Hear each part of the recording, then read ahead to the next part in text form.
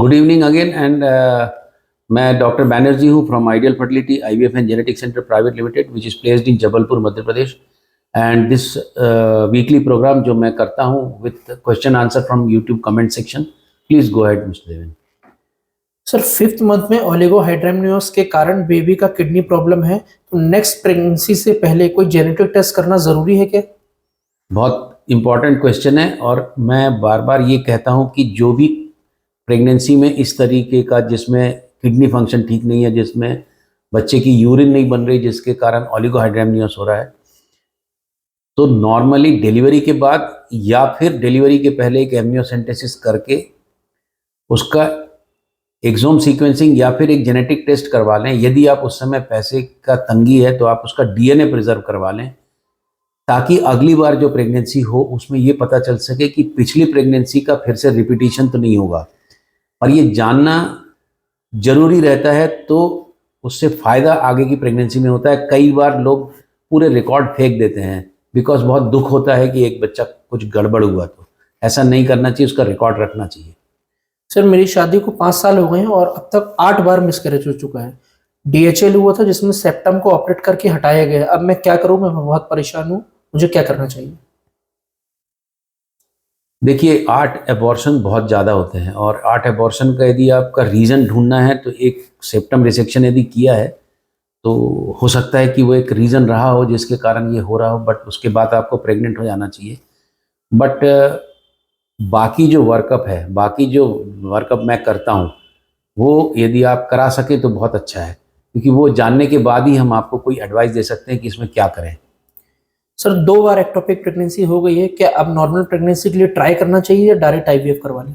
Direct IVF कराना चाहिए। मतलब सिंपल, मैं डायरेक्ट इसलिए बोल रहा हूँ क्योंकि एक्टोपिक प्रेगनेंसी यदि 2 साइड की ट्यूब में हुई तो दोनों ट्यूब आपकी अच्छी नहीं है, भले ही ट्यूब रखी हुई हो, यदि मेडिकली मैनेज किया गया हो तो आप फिर से एक्टोपिक से जा सकते हो। बेहतर ये है कि आप IVF करवा लें। सर मेरा पीरियड मेडिसिन लेने से ही आता था। एक बार प्रेगनेंसी हुई, 7th वीक में हार्ट बीट नहीं आई। क्या दोबारा ऐसा ही होगा या डायरेक्ट IVF कराना चाहिए? नहीं, यदि आप नेचुरल प्रेग्नेंट हो रहे हैं then why should you go for IVF। तो आप अपना एक ट्राई कर सकते हो कि आप यदि नहीं होता है आपको नेचुरल प्रेगनेंसी, तब आप गो फॉर IVF। सर एक बार प्रेगनेंसी टेस्ट पॉजिटिव आया लेकिन प्रेगनेंसी आगे नहीं बढ़ी, उसके बाद से 4 महीने हो गए, पीरियड इनरेगुलर हो गया है। क्या करना चाहिए, क्या कारण हो सकता है? अधिकतर पीरियड इरेगुलर ही रहता है ऐसे केसेस में, बट यदि आपका पहले पीरियड रेगुलर था और प्रेगनेंसी के बाद ये प्रॉब्लम या एबॉर्शन के बाद में या मिसकैरेज के बाद में ये प्रॉब्लम हो रही है, तो कोशिश ये करना चाहिए कि पीरियड रेगुलर क्यों नहीं आ रहा उसका कारण खोजना चाहिए, क्योंकि पीरियड रेगुलर आना एक हार्मोन के बैलेंस के कारण होता है। कौन सा हार्मोन इम्बैलेंस हुआ है वो जानना बहुत जरूरी है। Please make a video on nutrition during IVF treatment.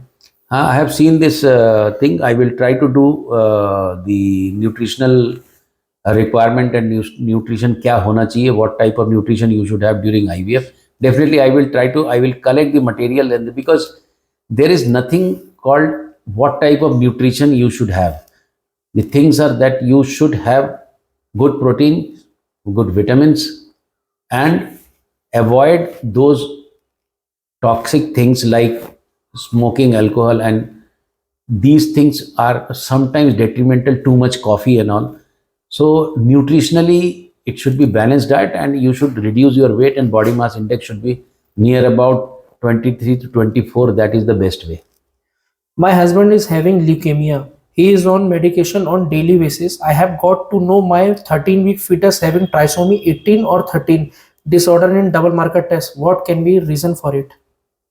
They have got the idea of trisomy 13 and 18. Yes, in double marker. Double marker. One thing I want to say, that don't take it in 100% that it is trisomy 13, trisomy 18, because I have seen some reports where both the trisomy 13, trisomy 18 has been reported. It is very, very uncommon that both the chromosome of 13 and 18 will be in a trisomy fashion. Either it will be trisomy 13 or trisomy 18. So these reports are little bit doubtful, and it is better to get confirmed by amniocentesis. Sir PCOD में period regular नहीं आते, लेकिन एक बार IVF किया, IVF fail हुआ तो natural pregnancy होगी लेकिन वो ज़्यादा नहीं चली, तो अब हमें क्या करना चाहिए?